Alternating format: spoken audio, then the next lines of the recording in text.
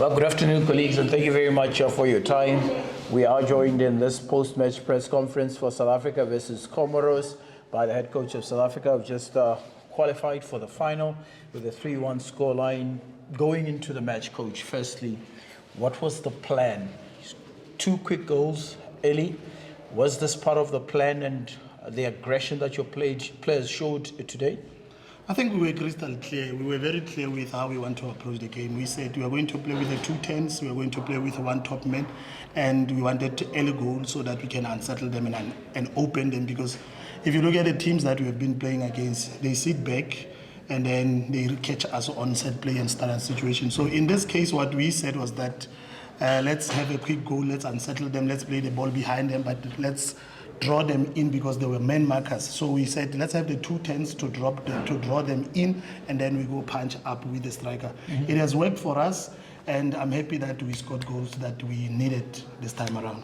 All right, just if you could just quickly move back to that seat so that he can get proper access. That's right. All right, we will continue. Coach, then obviously let's look at first half. You go to the first half leading in that particular game. In this particular game. And what is the message you give to your boys at your halftime talk? Well, look, we were saying a little bit of energy. We took out our 2 10s, which they covered a lot of space. But importantly, we were saying 2-1 is not a safe score. Immediately coming back, we said let's set out traps, because they want to build up from the back, which is something that they are not that they are not so used to it. So we said, let's set up a trap, but we need to get another goal as soon as possible, just so that we can open them up.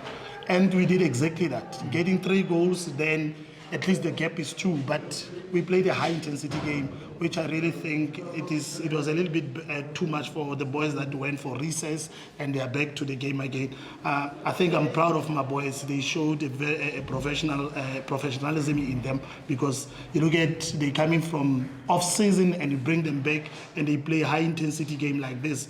It's massive for them. Coach, we're going to open it up to the members of the media to also pose questions to yourself. Colleagues, if you may just give your hand, show your hand and give your question to the coach. We will have 2 rounds of Q&A. With that, we then will start. Are there any questions? We'll have 1 there, and you go. Coach, I'm Vela from South Africa. He's playing Angola on Sunday in the final.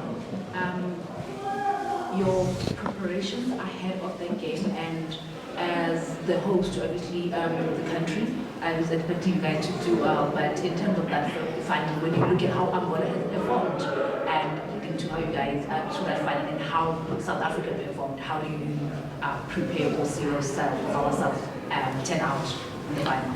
I think, as I indicated, conditioning of our players is very critical on this.